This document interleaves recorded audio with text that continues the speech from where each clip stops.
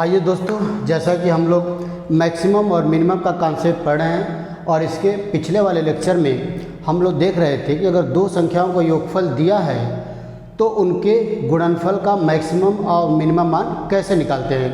तो पिछले क्लास में हम लोग यही सीखे थे कि अगर मान लीजिए दो संख्या x और y है और इनका योगफल कोई इवन नंबर है, इनका योगफल कोई इवन नंबर होता है तो उनके गुणनफल का मैक्सिमम और या मिनिमम वैल्यू कैसे हम लोग निकालते हैं। जैसे मान लीजिए कोई दो संख्या x प्लस y है और इनका योगफल 20 है, इनका योगफल क्या है 20 है, तो हम लोग एक कॉन्सेप्ट सीखे थे कि इनका गुणनफल तभी सबसे ज़्यादा आएगा जब एक संख्या 10 और दूसरी संख्या भी 10 हो, जब दोनों संख्या बराबर हो। जब क्वेश्चन में ये ना दिया हो कि दोनों प्राकृतिक संख्या अलग अलग होनी चाहिए तो हम लोग 10 को ही दो बराबर भागों में बांट लेंगे, तो एक संख्या 20 को, तो एक संख्या 10 हो जाएगी और 10 हो जाएगी तो गुणा करेंगे तो क्या आ जाएगा 100 आ जाएगा। तो ये इनके गुणनफल का मैक्सिमम वैल्यू होता था। और यहीं पर अगर मिनिमम की बात किया जाए तो 20 में से मिनिमम होने के लिए एक संख्या को हम लोग 1 मान लेते थे और दूसरी संख्या को 19 मान लेते थे, तो गुणनफल कितना आ जाता था 19। अच्छा, मिनिमम के केस में एक संख्या को 1 मानना जरूरी है क्योंकि 1 से छोटी कोई नंबर नहीं होती है। अगर ये इवन नंबर होता था तब ऐसा हम लोग करते थे। और अगर इसी में बोल दिया दोनों संख्या अलग अलग है, जैसे 20 योगफल है दो संख्या का, अब कंडीशन बोल दिया कि दोनों संख्या अलग अलग होनी चाहिए तो उनके गुणनफल का मैक्सिमम वैल्यू क्या आएगा। तो अब हमारे पास मजबूरी हो गया कि हम 10 और 10 नहीं ले सकते, तो उसका क्या मैं कॉन्सेप्ट आपको बताया था कि 10 में 20 में 2 से भाग देंगे तो 10 आएगा। एक संख्या इससे एक कम ले लीजिए 9 और एक संख्या इससे एक ज़्यादा ले लीजिए 11, तो हमारी संख्या क्या होगी 9 और 11। देखिए फल 20 आ रहा है और यहाँ पर क्या होगा गुणा कर देंगे तो 99 और यही क्या आ जाएगा गुणनफल का मैक्सिमम वैल्यू।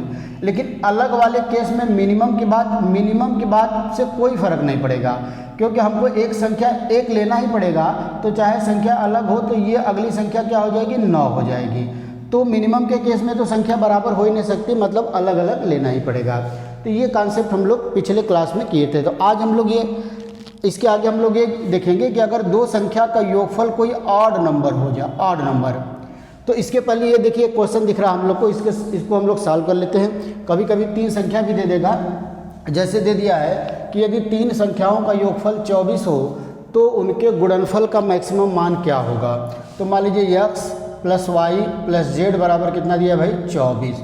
तो अब 24 का मतलब आपको बात बताए थे कि जब किसी भी संख्या का योगफल दिया उनके गुणनफल का मैक्सिमम तभी आ सकता है जब हम उनको बराबर बराबर भागों में बांट देंगे।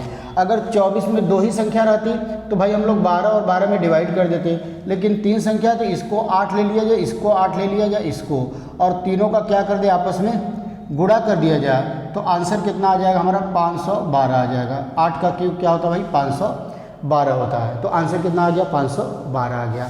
तो ये सब कॉन्सेप्ट हम लोग पिछली क्लास में सीखे हैं। तो आइए देखते हैं कि यदि दो संख्या का योगफल कोई ऑड नंबर आ जाए, अगर दो संख्याओं का योगफल कोई ऑड नंबर आ जाए, दो प्राकृतिक संख्याओं का योगफल, मतलब हम लोग कह रहे हैं कि यदि दो प्राकृतिक संख्याओं का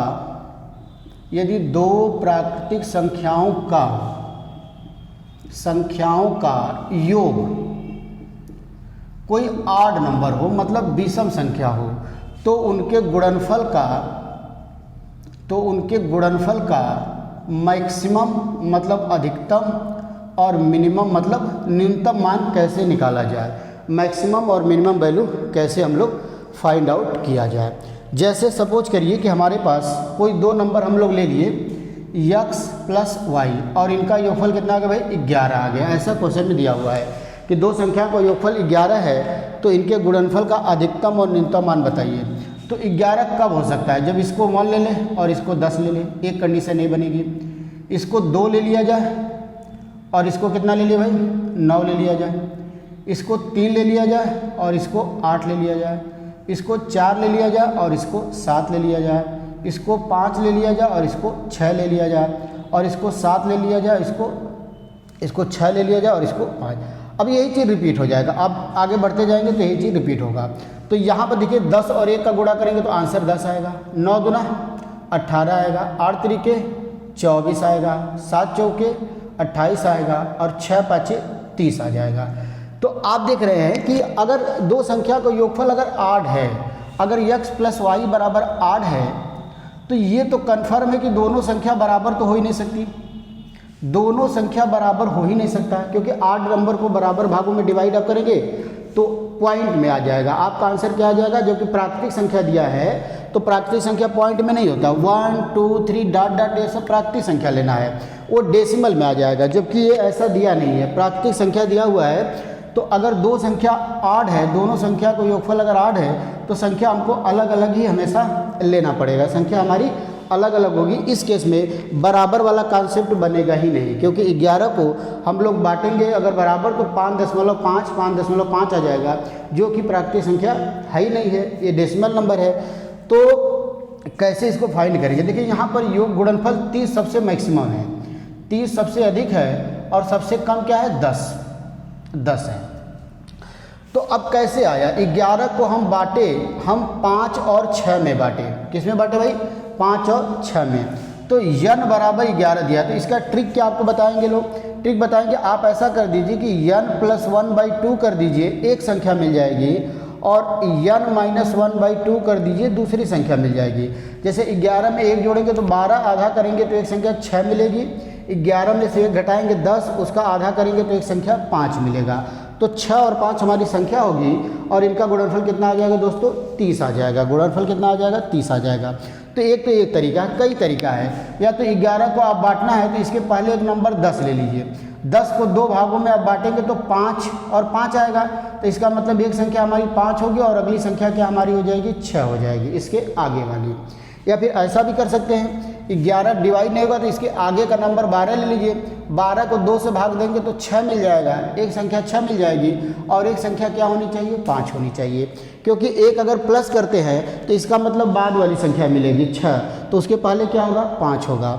और 11 में से एक माइनस करके अगर 10 बनाते हैं तो आधा करेंगे तो 5 मिलेगी, इसका मतलब पहली वाली संख्या मिलेगी, तो एक प्लस कर देंगे तो इसके बाद वाली संख्या मिल जाएगी।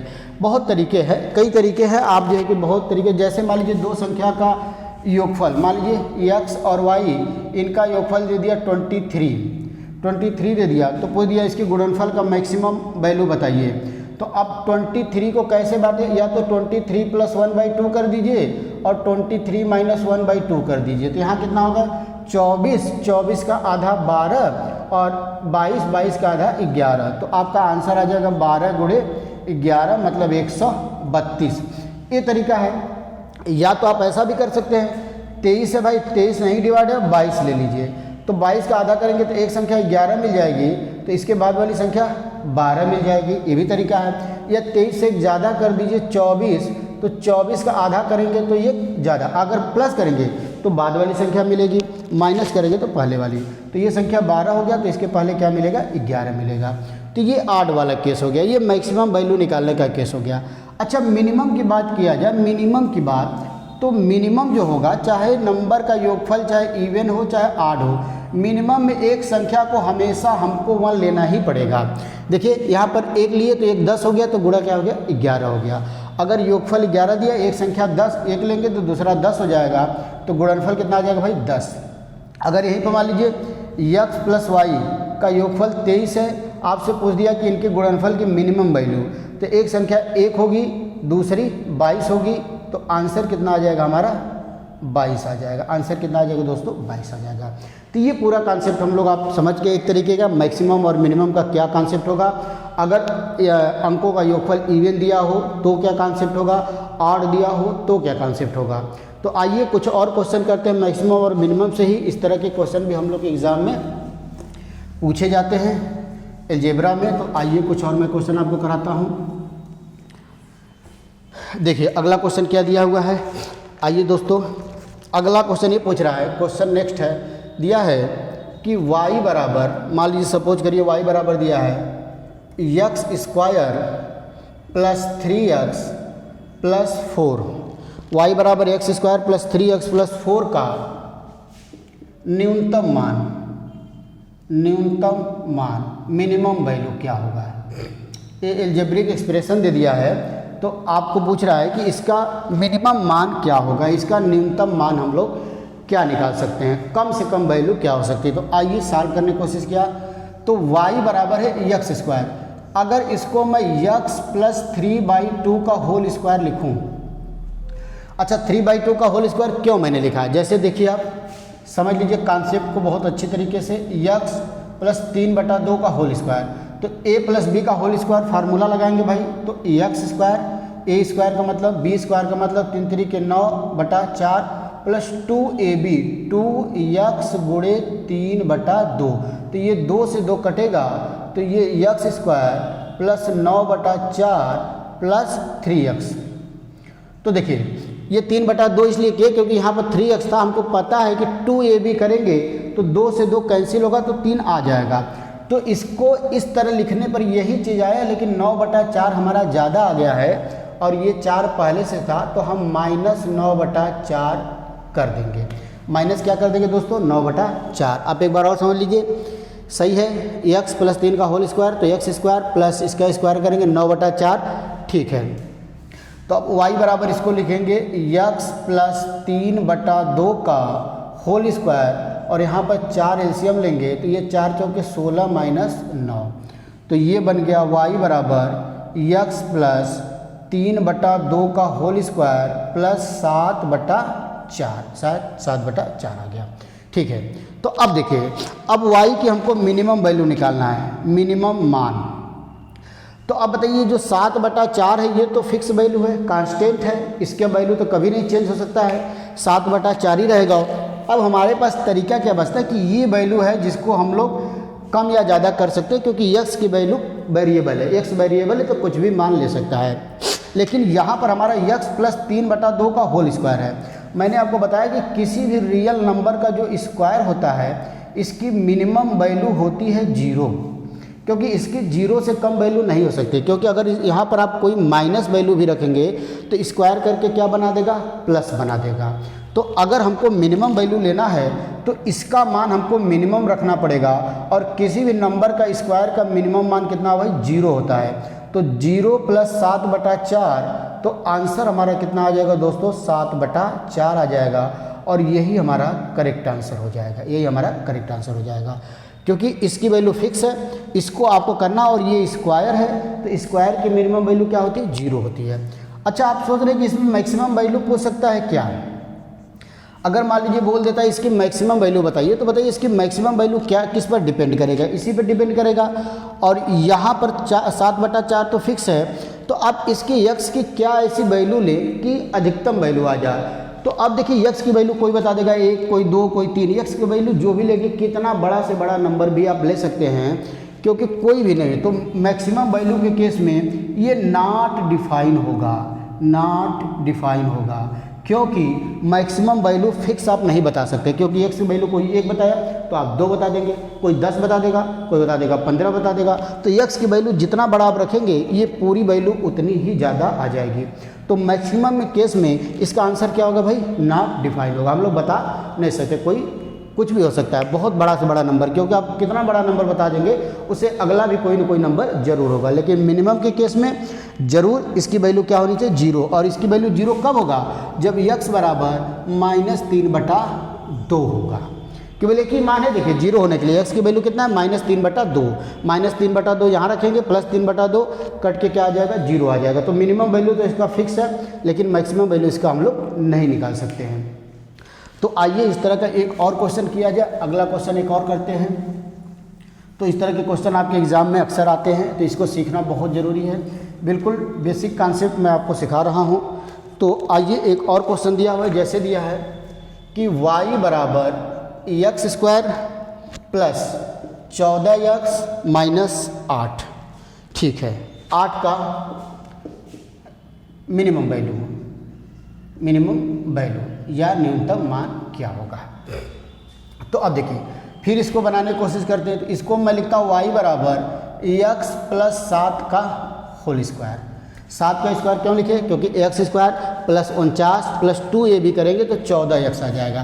तो यहाँ 49 ज़्यादा आ गया तो -49 और -8, तो y बराबर x प्लस 7 का होल स्क्वायर -57।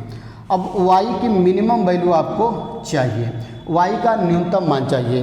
तो बताइए -57 तो फिक्स है भाई, -57 क्या है, कांस्टेंट नंबर है, इसकी वैल्यू हम लोग चेंज नहीं कर सकते हैं। अब पूरी वैल्यू डिपेंड करती इस पर, और ये स्क्वायर है तो इसका मतलब इसकी वैल्यू हमको जितना मिनिमम लेंगे पूरा वैल्यू भी मिनिमम आएगा, और ये किसी भी स्क्वायर का मिनिमम वैल्यू क्या होता है भाई, 0 होता है। x बराबर -7 रखेंगे तो ये 0 हो जाएगा, तो इसका आंसर कितना आ जाएगा दोस्तों, -57 आ जाएगा, -57 आ जाएगा। तो आप देख रहे हैं कि बहुत ही बेहतरीन क्वेश्चन है और हम लोगों को करने में कोई ख़ास दिक्कत हो भी नहीं रही है। तो आइए एक और क्वेश्चन इस कॉन्सेप्ट पर किया जाए। आइए एक और क्वेश्चन मैं आपको कराता हूँ कि और भी किस तरह का क्वेश्चन आपके एग्ज़ाम में पूछ सकता है। जैसे एक क्वेश्चन और दिया है, जैसे दिया y बराबर 1/x² प्लस 10x प्लस 35 का मैक्सिमम वैल्यू पूछा हुआ है, मैक्सिमम मान। अब देखिए, अब 1/x² प्लस, अच्छा जैसे कोई ऐसा भी नंबर दे दिया 1/x का मैक्सिमम मान अगर आपसे पूछ रहा है, अगर कोई चीज़ भिन्न में है, जैसे आपका मान लीजिए कोई नंबर है जैसे 50/x मान लीजिए है, तो इसकी मैक्सिमम वैल्यू कब पॉसिबल है, जब x की वैल्यू मिनिमम हो, क्योंकि x की वैल्यू जितना कम से कम रखेंगे 50 में भाग देंगे तो वैल्यू उतना ही बड़ा आ जाएगा, और x की वैल्यू जितना ज़्यादा रखेंगे तो वैल्यू क्या आ जाएगा, उतना छोटा आ जाएगा। जैसे मैं आपसे कहूँ 10/2 और 10/5, तो ये कितना आ जाएगा, 5 आ जाएगा, ये 2 आ जाएगा। तो देखिए हर जो है कि जितना छोटा होगा, अगर अंश बराबर है तो हर जितना छोटा रखेंगे पूरी वैल्यू बड़ी आएगी, और हर अगर आप बड़ा रखेंगे तो पूरी वैल्यू छोटी आ जाएगी। जो और बड़ा कर दे 10/10 तो आंसर आ जाएगा 1 आ जाएगा। तो क्लियर है। तो इनके पूछने का मतलब कि ये पूरे का मैक्सिमम पूछ रहे हैं, मतलब इसका मिनिमम पूछ रहे हैं। समझ पा रहे हैं। अगर इसकी मिनिमम वैल्यू निकाल के रख दें तो वही हमारा आंसर आ जाएगा। मतलब अब हमारा क्वेश्चन है कि x² प्लस 10x प्लस 35 का क्या निकालना हमको, मिनिमम वैल्यू। तो इसको हम लिखेंगे x प्लस 5 का होल स्क्वायर। करने का तरीका क्या है कि जो x का गुणांक है x प्लस उसी का आधा प्लस करके होल स्क्वायर कर दिया जाए, और प्लस 35।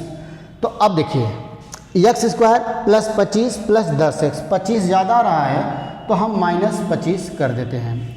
तो ये x² प्लस 5 का होल स्क्वायर प्लस 10। अब इसकी मिनिमम वैल्यू क्या होगी, इसकी मिनिमम वैल्यू निकालने के लिए 10 तो आपका फिक्स है, ये पूरा कम से कम वैल्यू लेना पड़ेगा, और ये x प्लस 5 का होल स्क्वायर है, इसका मतलब इसकी मिनिमम वैल्यू 0 हो सकती है, 0 से कम इसकी वैल्यू कभी नहीं आएगी। प्लस 10, तो कहने का मतलब इसका पूरा मिनिमम वैल्यू कितना आ गया, 10 आ गया। तो हमारा जो आंसर होगा, पूरे को पूछेगा तो आंसर आ जाएगा 1/10, मतलब इसकी मिनिमम वैल्यू तो पूरे की मैक्सिमम वैल्यू। तो मैक्सिमम मान पूछा था, मतलब इसका y का मैक्सिमम मान क्या हो जाएगा भाई, 1/10 हो जाएगा y का मैक्सिमम मान, और यही हमारा क्या हो जाएगा, आंसर हो जाएगा। तो दोस्तों ये मिनिमम और मैक्सिमम का कॉन्सेप्ट रहा है। उम्मीद है कि आप मिनिमम और मैक्सिमम का कॉन्सेप्ट समझ पाए होंगे। तो अब और क्वेश्चन की प्रैक्टिस आप खुद से करिए। तो फिर हम लोग मिलेंगे अगले वीडियो में एक नए कॉन्सेप्ट के साथ, नए क्वेश्चन के साथ। तो अलजेब्रा के काफ़ी वीडियो हो गए हैं, लगभग अलजेब्रा आप मान के चलिए कि कंप्लीट होने वाला है। तो जो स्टूडेंट आज पहली बार इस वीडियो से जुड़ रहे हैं, उस शुरुआत से लेकर हमको लगता है आज 22 या 23वां लेक्चर होगा, तो आप जो है कि पूरा वीडियो को एक एक वीडियो शुरुआत से देखते हैं तो पूरी अलजेब्रा आपकी तैयार हो जाएगी। कहीं से आपको अलजेब्रा पढ़ने की कोई ज़रूरत नहीं है। तो अगले वीडियो मिला जाएगा, तब तक के लिए नमस्कार, धन्यवाद।